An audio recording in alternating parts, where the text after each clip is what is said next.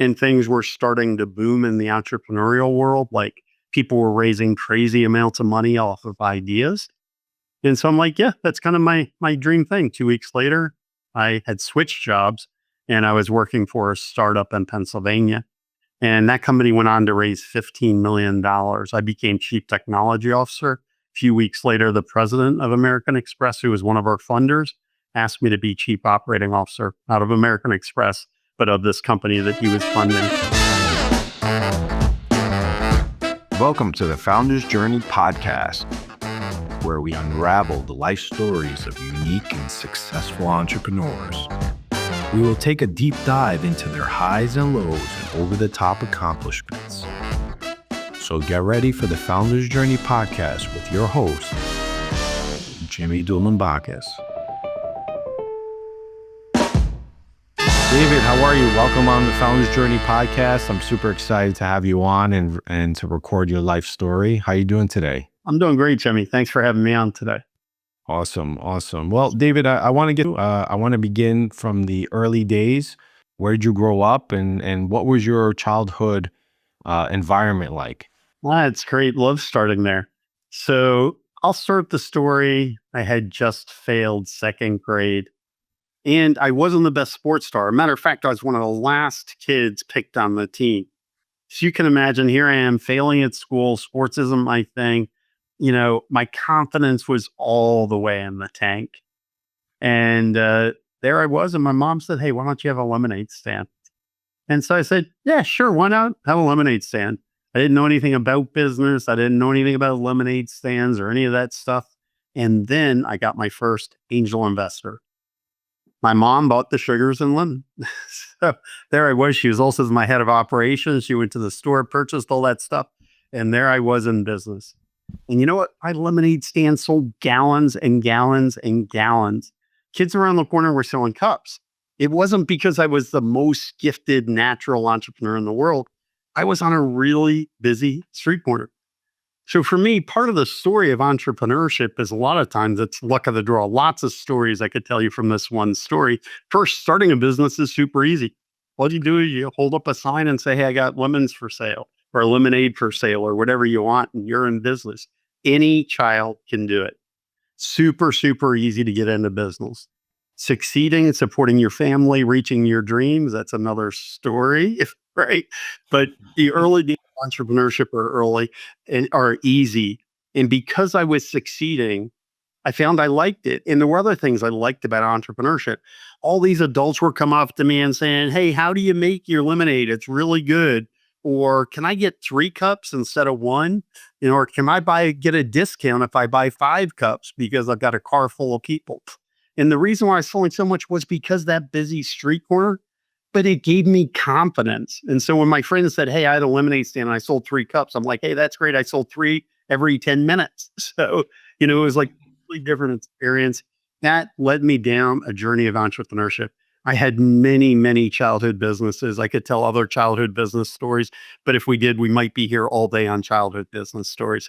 So that's where it started. You wanted to start at the beginning. That's how it was like for me. And that gave me confidence. So my academics improved, my sports improved, ended up placing in actual wrestling tournaments. I ended up actually doing pretty well in school, went to a good university for my MBA, and so on and so forth. So that's kind of where it all began. Let me ask you now, your childhood, your neighborhood, was it like our kids are playing outside?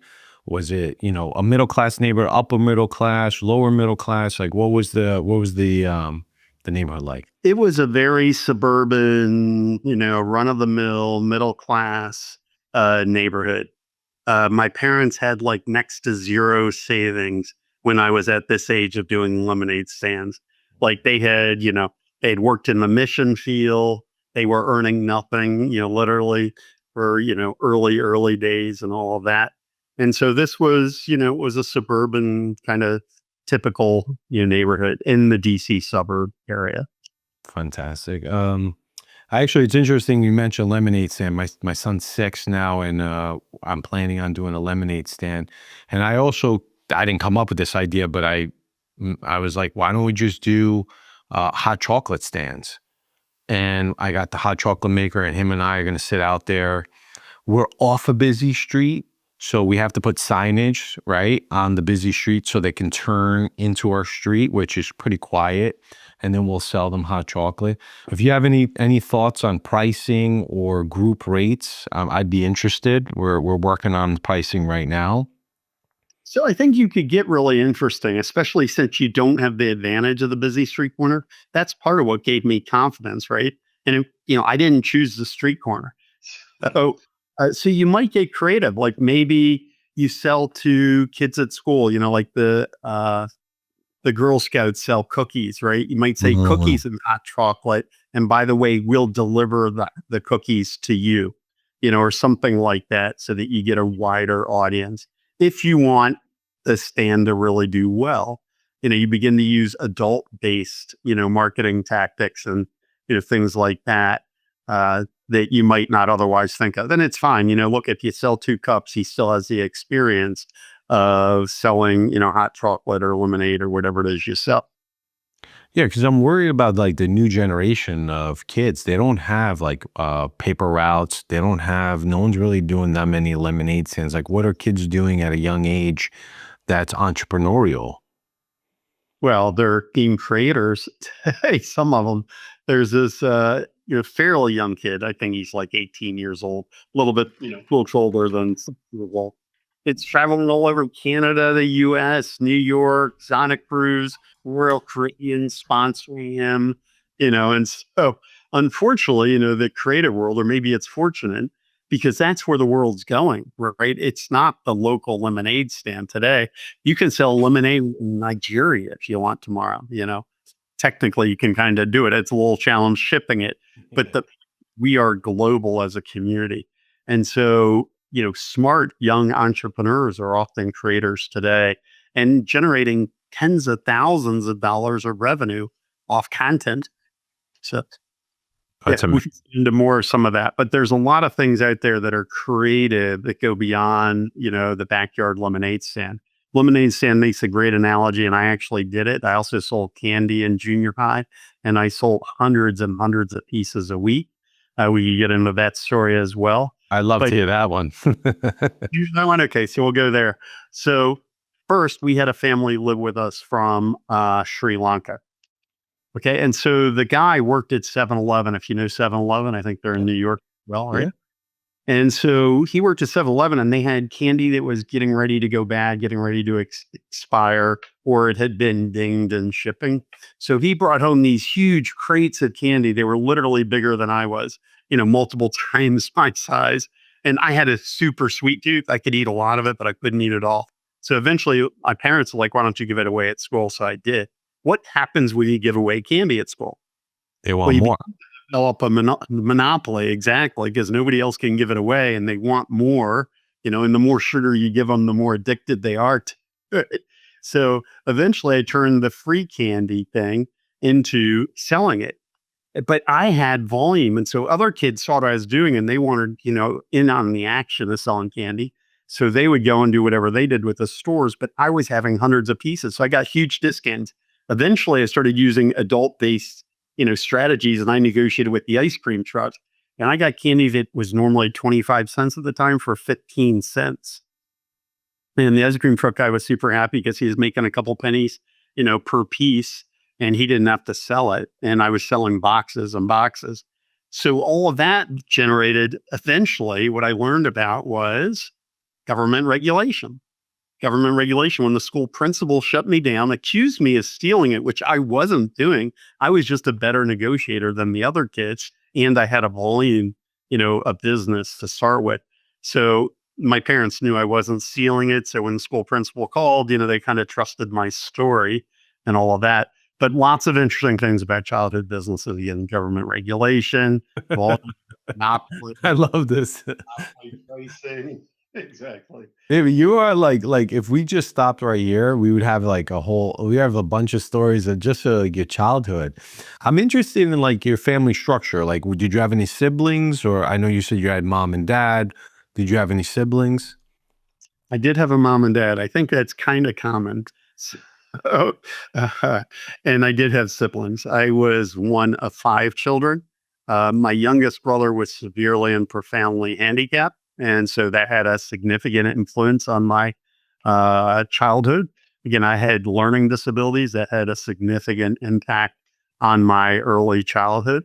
My siblings, the other three siblings, were super smart, like top of their class, like winning every award, all of those kinds of things. And so there was this gap of these super smart kids, and here's David. And so, I was going to eye doctors where there were problems with the way I was seeing things and all that, had a speech impediment, all of those kind of challenges. So, but in many ways, like I definitely believe in living a regret-free life. The challenges set you up for learning how to deal with challenging environments. And I overcame all that. Again, I went to MBA school and I went to a good school for that. So sometimes those early challenges are exactly what you need to later succeed and thrive. You said that you weren't that good of a student until second grade, and then as you started doing some of these entrepreneurship ventures, you could gain confidence and such. What was it that helped you academically? I know the confidence, but what was the transition of confidence into better academics? So there were a lot of things in there. And again, we could get into a lot of philosophy and other things. Maybe that's where you want to go with your podcast. So it's all good. So first, I failed second grade. I wasn't just not good at it. I actually failed. And I remember my mom coming home and saying, "Hey, David, your academics aren't so good. Do you want to repeat this year?" Well, you're whatever I was, 8 years old at the time. How do you answer that as a kid? I don't know. What does it mean to do it again? But if you believe in the book Outliers, I don't know if you've read it, I think it's Adam Grant. And what he says is, when you start things like sports early, the younger kids don't perform as well as the older kids at the same age group. So if you have kids in December, that are really young, and a kid that's a year older, effectively born in January because of the way they put together the ages, the kid in January is going to do better. So one thing is staying back a year make me now closer to my peer age range. I had started school a bit young. So that made a difference. Second thing is I had an amazing aunt who I'm extremely close to this day. She's 90 years old. We traveled to India together, all kinds of stuff. She took me in for a summer and taught me to read because I didn't know how to read. I was struggling with reading. Turned out she became a professor teaching teachers how to teach reading. And so it was like the perfect match, right? She needed me at that point, and I definitely needed her. So she spent a lot of time and energy with me teaching me how to read. And so that had me overcome that challenge. And then I do think the, entrepreneurial pursuits gave me confidence. I'm like, hey, I actually am succeeding at this stuff. I'm doing really well. And all these adults want to learn from me. And so that was pretty cool.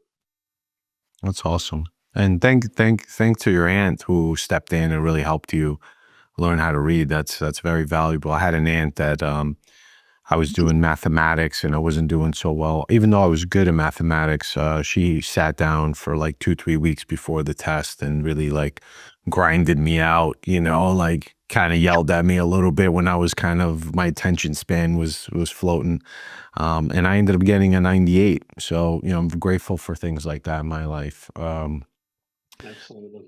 So okay, so now you're in grade school. Let's jump into like high school, and were you a popular kid? Varsity football. What was David like in high school? So in high school, it's interesting. So I went to a smaller school. At this point, my parents had enough financial stability that I don't know if I need to get into sibling things here, but my brother had a little bit of challenge. He was very, very smart, as I said earlier. But in high school, so they sent him to a small private school, and they wanted to send me to the same small private school, and I refused the first year. I'm like, nope, not going. I'll fail the entrance exam because there was an entrance exam. But the next year, I decided to go. I saw my brother actually enjoyed it, smaller classes, smaller groups, and it was really nice. It was actually a great experience for me. So we had 52 students in my class. I also was not an excellent student there initially, but when I graduated, I was the most improved student in academics and sports. So that made a big difference for me, that particular education environment where it was much more personal and I had the time that was important for me to learn the things I needed to learn. And sometimes I see things in a unique way.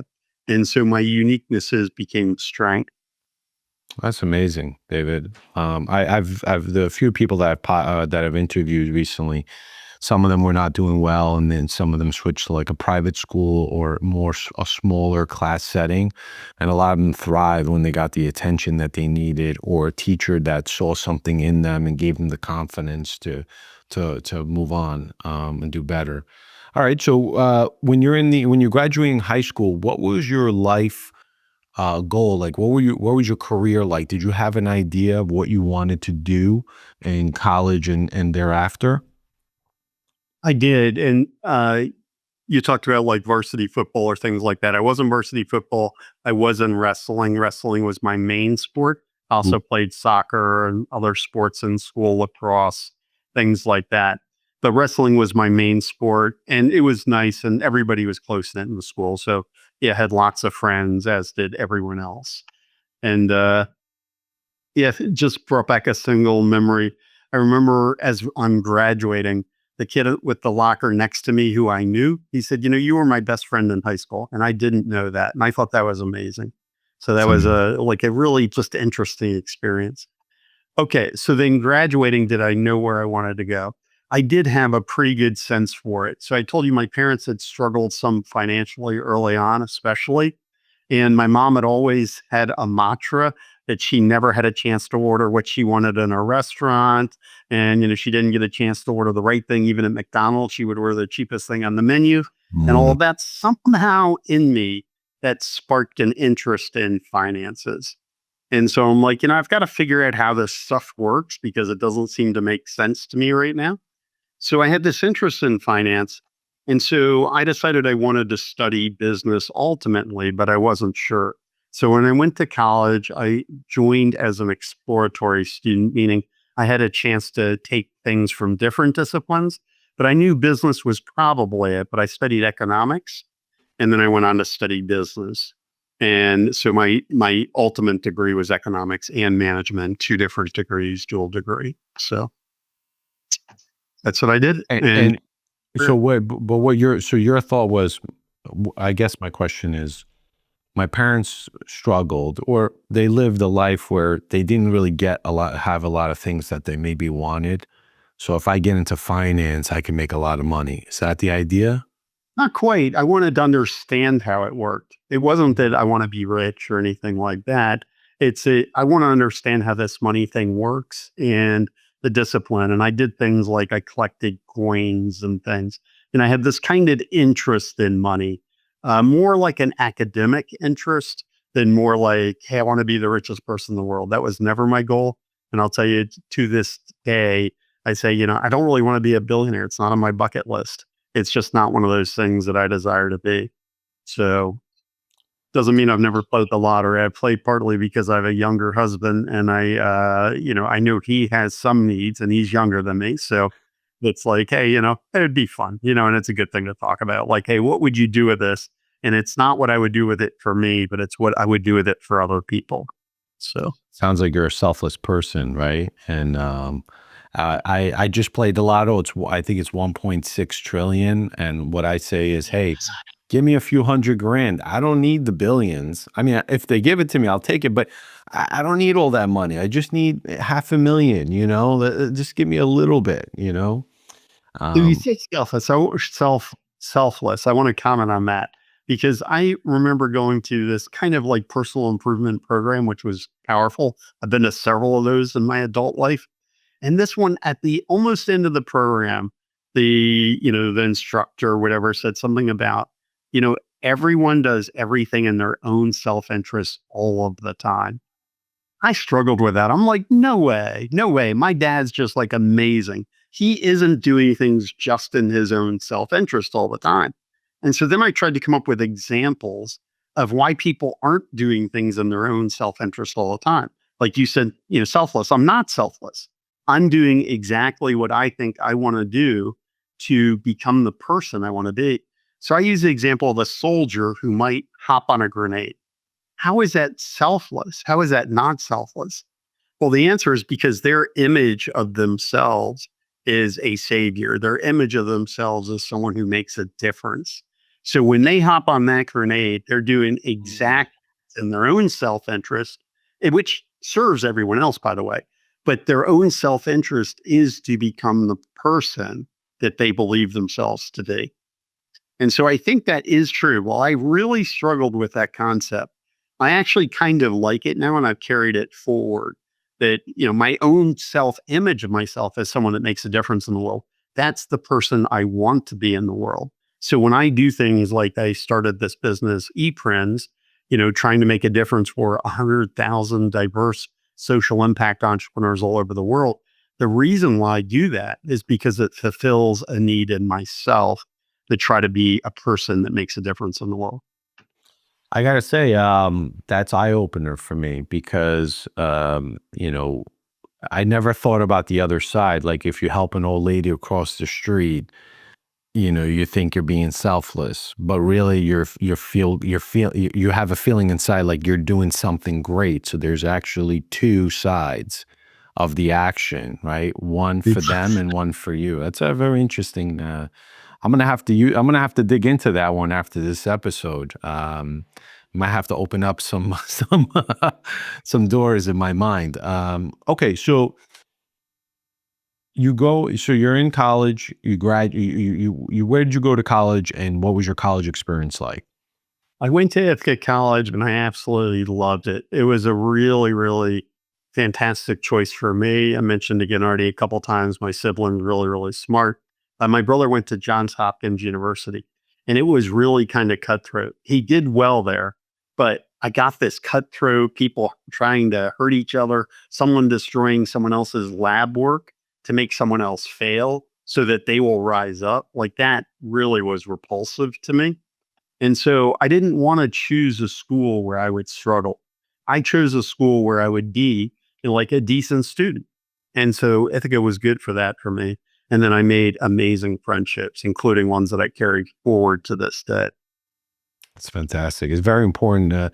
It's interesting when you have college friends and they're still friends with you till today, because that's decades of friendship. It's a lot of work, and both sides will have to want it. So now, what did you study in college? You said you studied finance. What part of finance did you study? Economics and management were my two majors. So economics, understanding how it all works, right?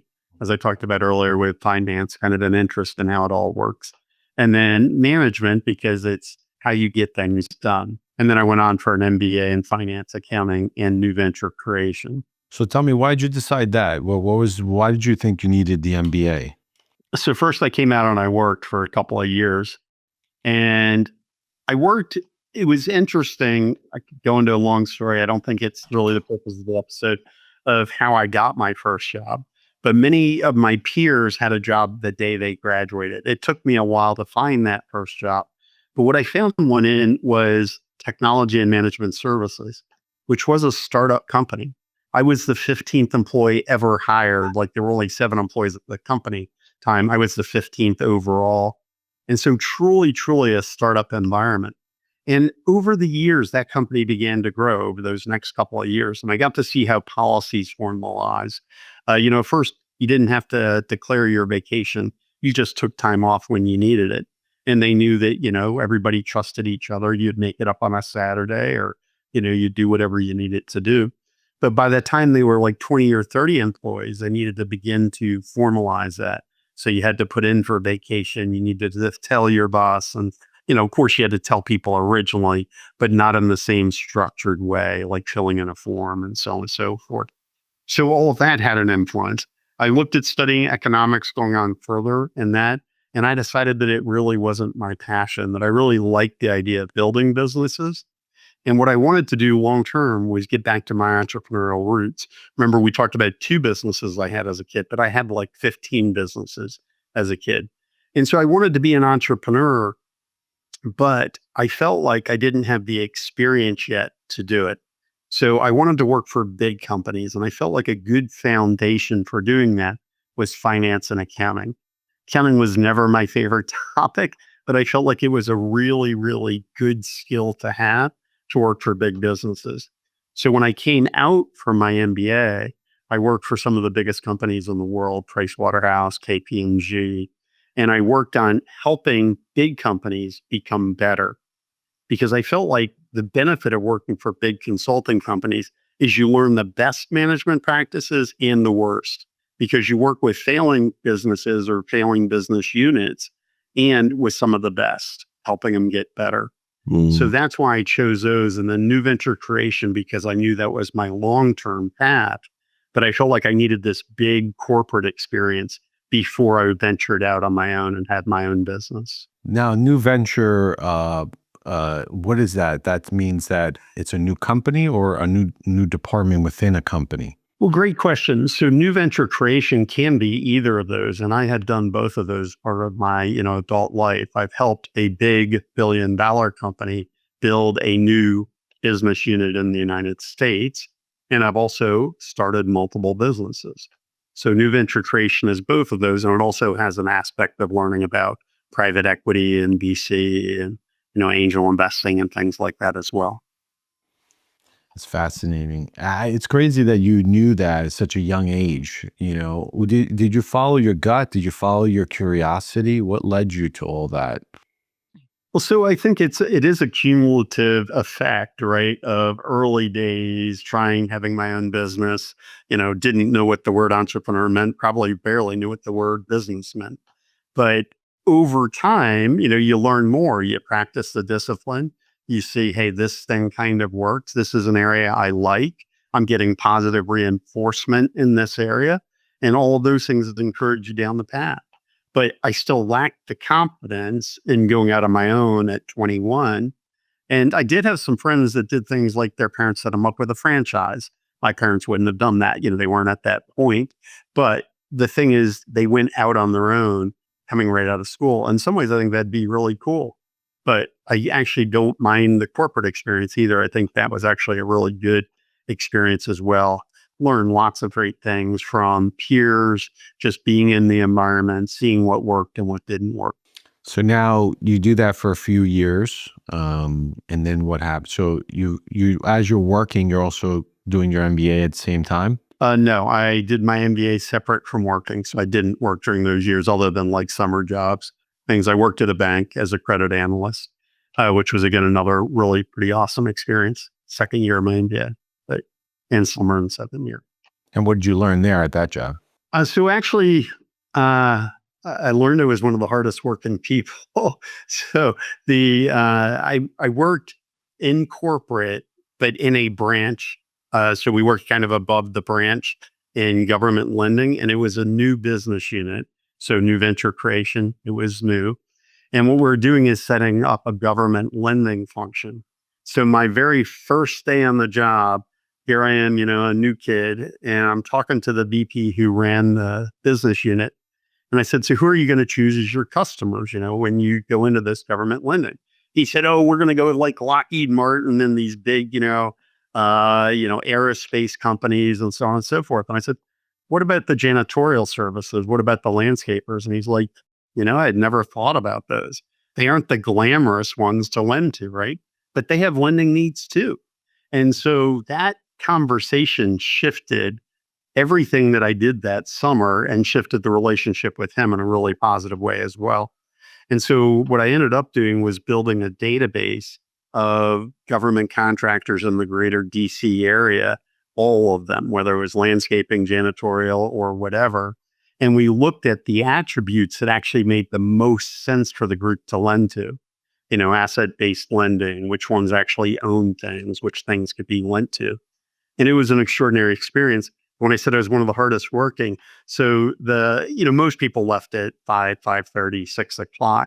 I continued to work because I was passionate about it. I loved what I was doing. I was building this database nobody else was doing. I worked until after 11:00 one night. And then I found out the garage doors down below were locked at night. And I didn't know that. And there were no lights on. So when I left that night, I'm down in the garage. Everything's been shut down because that's their security procedures. And I'm in a totally dark garage with no lights on. Eventually, I don't know, it took me an hour, but I found like an old string way of opening the garage door, and I was able to leave. I didn't have to sleep in the garage for the night. Oh man. Oh And we my used cell goodness. phones at the time, so no That's a cell. great story. And I Uh, regularly went pretty late until like 11 o'clock at night. And, my boss loved it. But for me, it was passion. It's the story of if you love what you're doing, you never working. Absolutely. And that's why I love what I do. And sometimes I skip lunch because I'm just working so intensely. And I pick my head up. I'm like, oh my God, it's 4 o'clock. Like I haven't had lunch yet. And that's when I know I love what I'm doing and it's not work, like you said. Yeah. Uh, so tell me, so you get the MBA, and then where do you go from there? So I ended up working for the big consulting companies, first Price Waterhouse, and worked there for almost 5 years, did really well, double progressions, things like that. Like typically they had 3 years per level. I did 2 years per level. And that was a good experience. And then one day, one of the senior partners left and went to competitor, KPMG. And he asked a few of his peers who they would pick to go over with them. And they pointed to me.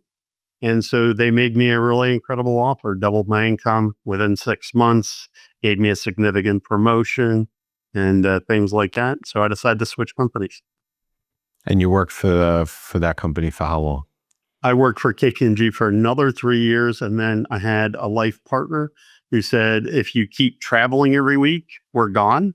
And so I decided that I had to focus some on being at home. So I moved back home, worked for one of the big banks, had a great experience there as well, really extraordinary. I have a good story there too, since you seem to be open to stories of a wide variety. I am David. I would like to hear every story, but I know we don't have all the time. But like, if you have a story, I want to hear it because it's your life story. This is you. I want to hear all of it. That's interesting. I do a lot of podcasts. Most of them are more business centered than some of this, but this is, I think, a decent story. So there I was. I had done another one of these personal improvement. Actually, is one of the first personal improvement programs I did. And a friend of mine had asked like a few weeks before we just got our dinner, like, what are your dreams, ambitions, whatever. And I said, hey, when I retire, I'm going to travel and things like that. And he's like, well, why are you waiting? I was like 35 at the time. I'm like, well, yeah, I had all my reasons why I couldn't. And then when I did this personal improvement program, these two actually dovetail together. It said, what do you want? I said, well, I think I'd like more friends. I'd been traveling the entire time I lived in this city. And so I didn't feel I had enough friends. And so coming into this thing, it's like, I don't know, maybe I had 6 or 10 friends. I did a major move. So my house is still boxed up to the ceiling, right? I just moved this weekend. I came out of the program. I'm like, you know what? I'm going to invite my peers over to my house. I never could have done that before. The house wasn't ready. The furniture wasn't under wrap, so on and so forth. And I just invited like 15 people over. They had so much fun. They're like, David, are we doing it again next week? So I'm like, yeah, sure. Why not? So we ended up having like 30 people. Within 6 months, we had 100 people over to my house every week. And I ended up having it catered. And so we ended up doing this extraordinary thing. It was really, really fun. People told me it was the most diverse group of people they had ever interacted with. It was people from every walk of life, all over the place, bankers, senior bankers earning huge income to people just, working at the dollar store or not working at all. So really, really cool experience. So that was one of the things I got out of the program was I stopped stopping myself because things didn't look right or it wasn't the right time or wasn't good enough. The other thing on the travel I'll do very quickly, which was I set a goal to travel somewhere interesting every month during the next year. One of the best things I ended up doing. It was really, really cool. Went all over the world, things that I didn't think was possible before. Why? Because I had this important job. I had 22 days off a year, though, I realized, which meant I could make long weekends and go to Brazil, or I could go to long weekends and I could go to Portugal. That wasn't the way I thought in the past. Like to go to Portugal, you had to have 2 weeks and you had to travel 4 other countries. I'm like, no, I'm just going to go for the weekend, bring a friend with me. So that's what I did. And then I went to China with my dad and my brother. That was a really extraordinary experience as well. That's awesome. Like also traveling with your family. My mom's never been west of New York. Maybe she went to Pennsylvania once or twice. So I ended up taking her at a work job. I went to Vegas, and I took her with me, and it was a great trip. Just spend that quality time together in a different city. So tell me now. So you're 35, if I'm not mistaken, and you're still working at these various companies. You're learning. You're working at these consulting companies, learning a tremendous amount, building and consulting for them. When did you transition out into entrepreneurship? Like, what happened? Like, what was the next several years from there? Yep. So I ended up working for one of the largest banks, one of the top four banks in the US. And I had the good fortune of working directly with the CEO on projects, trying to improve their customer experience and whatnot. Had a really great experience. Like I said, I had built up this massive amount of friends. They were true friends. It was really extraordinary. Loved the group of people I worked with, had a great experience at the bank. Just all of that was going great. Wasn't looking for something else. And one day a recruiter calls up, says, "What's your ideal job?" And I'm like, "Well, I kind of have it. But since you're asking, someday I want to become an entrepreneur. I want to work for an entrepreneurial business." The year was 2000, and things were starting to boom in the entrepreneurial world. Like, people were raising crazy amounts of money off of ideas. And so I'm like, yeah, that's kind of my dream thing. 2 weeks later, I had switched jobs and I was working for a startup in Pennsylvania. And that company went on to raise $15 million. I became chief technology officer. A few weeks later, the president of American Express, who was one of our funders, asked me to be chief operating officer, not of American Express, but of this company that he was funding. And so that's what happened. So I became chief technology officer and chief operating officer. That got me into the startup world. Decisions that would have taken 6 months or 6 years at a big company, I was making in 6 minutes, because that's what we had before the next decision had to be made and something else had to be done. So it was a really cool environment. In some ways it has the cliche pool tables and, all that kind of stuff, ping pong tables or whatever for people who play with. At least some of our partners had that stuff. And it was really cool. Fast decisions. How was your transition? Because you're going from like consulting structured, and then now you're kind of back into the startup. Did it take time for you to adjust? So there were multiple kind of adjustments, as you said, because it was from, slow decisions to making the decisions, not having a big team. So there was a different level of awareness of own skills, strengths, weaknesses, all of that. Because when you work for the corporation, there's 100,000 other employees. Somebody does graphic design, somebody else does legal work. When you're working in a really small company, you have to kind of think about many different areas. So that was a transition space. And then that company had its own challenges ultimately. It was doing a 0% loan product, and it turned out it wasn't legally viable. Like, they weren't doing anything illegal, unethical, but it wasn't legally viable in California, New York, Texas, and some other major states. So that business actually was short lived, but it did get me into the startup world very, very rapidly. And I had a chance to, be in a senior role on those things and kind of see how things worked. I interacted with venture capital, private equity, went to Christmas parties with, people that were funding millions and millions of dollars, and these startups throwing money at them, really. So So did you jump out before the end of that venture, or did you ride it till the end and then transition out? for the end, I jumped out after about 6 months. So. And then where'd you go from there? So I did a very short-term stint at another consulting company. It was just before 9/11. 9/11, they had just gone public, so they were also kind of a transitional growing business. But after 9/11, they did a third of the company reduction. I volunteered to be reduced back. And the interesting thing on that was the day when they called, there was a team of people called because everyone worked remotely. It was a lawyer, HR person, and then the person who was the senior person in charge of the group. I was like totally fine with exiting, right? Like totally fine, because I wanted to start my own business at this point. And so what I asked was, how are you all doing today? You have to let over 300 people go today.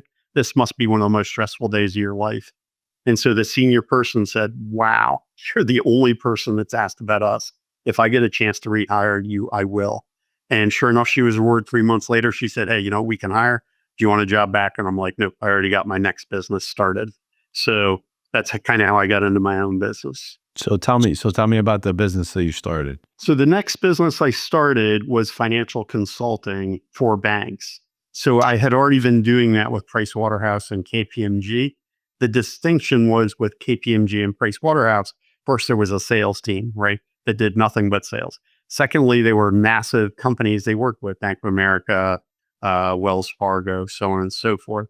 And so when I started my own business, I knew I wouldn't be able to work with these massive companies in the same way because I didn't believe they would hire, just me to work with Bank of America, right? Typically, they want to hire a bigger firm with, the dependability and some of the challenges, but also many of the strengths of the bigger firms. So I had to choose a new market, but I liked the banking space. So I ended up choosing community banking. And I was very deliberate about the size and the geography. I decided I didn't want to travel all over the country.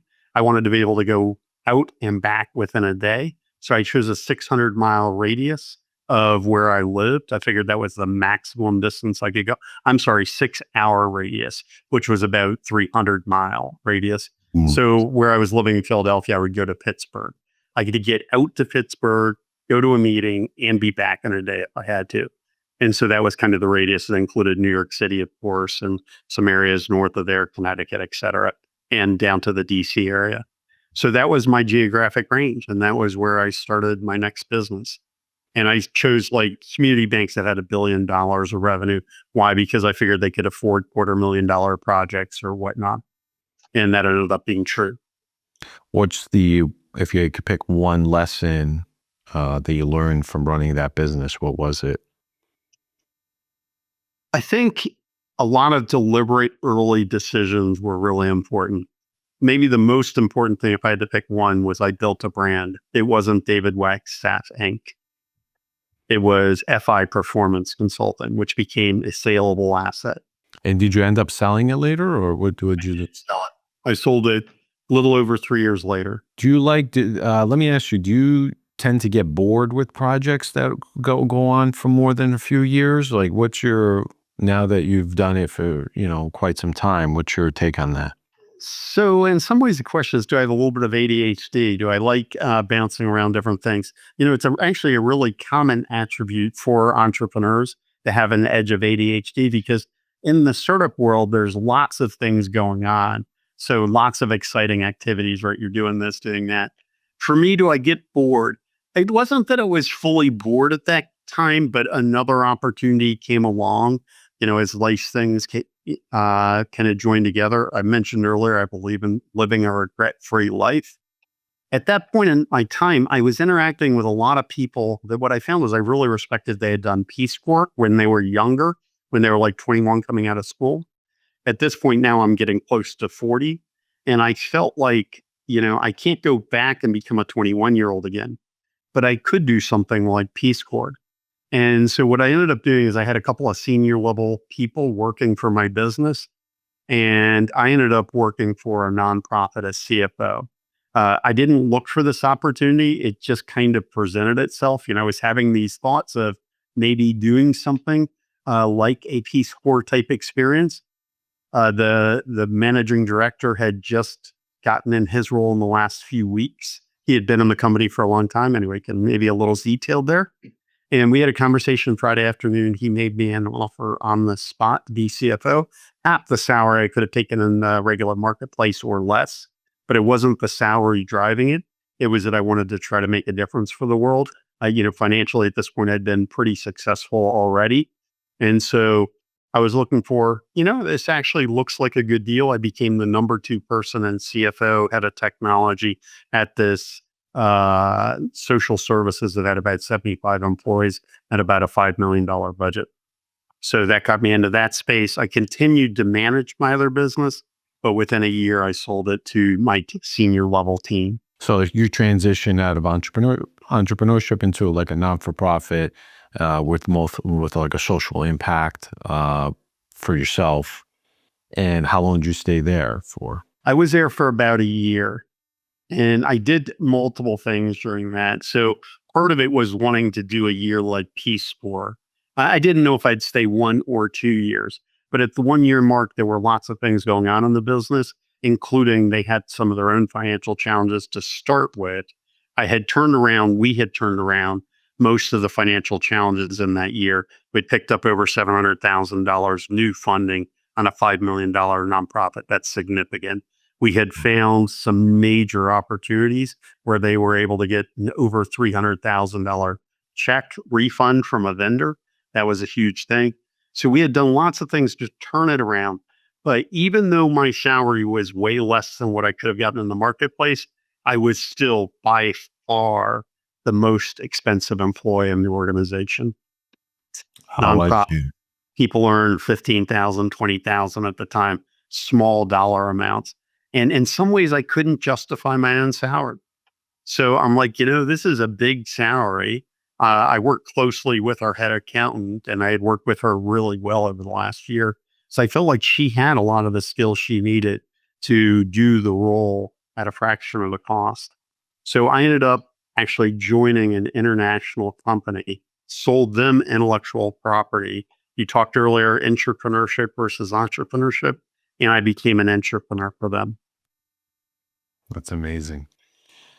Let me ask you: is there what's your relationship with failure, and what is one of the biggest failures you had? What'd you learn from them? Well, I could start off earlier. We talked about failing second grade, so that was a pretty big failure. Later in life, so actually we hadn't gotten there yet in the story. I started a startup that had really, it seemed like enormous potential, and it was kind of an accidental startup in some ways. And it had lots of exciting things happening. Private equity showed up at meetings where we hadn't invited them. We didn't even know they were going to show up. We were having a small kind of like team plus meeting a little bit. We invited a few outsiders, and all of a sudden they showed up, and it's like, wow. So that business early on, I got really excited by the excitement other people were feeding us, and that made some strategic mistakes. I can give you some little examples, and then I do actually have to drop off in a few minutes or whatever. But I went to a grocery store one day, and I won't go to the full backstory. And this guy who I had met at the checkout counter another day, just in passing. Okay, I got to tell the backstory. He said, "How are you doing?" I said, "I'm doing good." He said, "That's incorrect grammar. You should be saying you're doing well." And he said, "If you're doing good, you're doing like good for society. If you're doing well, you're healthy or whatnot." And I said, "Oh, thanks. I'll remember that." I left. That was the end of that conversation. Oh, and I said, "By the way, check out alfreya.com. I'm also doing good." And that was the name of this other startup I had started. It was getting lots of excitement on the marketplace off of a teaser video that we created. I left, came back a few days later, and I was buying a sandwich, and the guy like started yelling at me, like jumping up and down with enthusiasm. He said, "I checked out that website. I checked out your teaser video. You are going to change the world." He said, "I know you're a for profit. I would volunteer for you." He said, "I have never been so excited. I am literally shaking all the way down to my feet. I'm so excited about what you're doing." This is a guy I didn't even know in the grocery store, right? And I'm like, holy smokes, this person's so excited. Then there was a guy that was one of the biggest kind of impact investors, impact influencers in the world. Worked with the United Nations, co-started, I guess, Greenpeace, Oceana, Wild, major organizations. He was almost as excited as the guy in the grocery store. He said, "David, you have no idea what change this business is going to have on the world." He said, "I am super excited. You don't have to worry about funding. You need $600,000. I'll fund people that will give you that money." And so that got me super excited about it. And I think we made strategic mistakes because there was so much excitement flowing at us.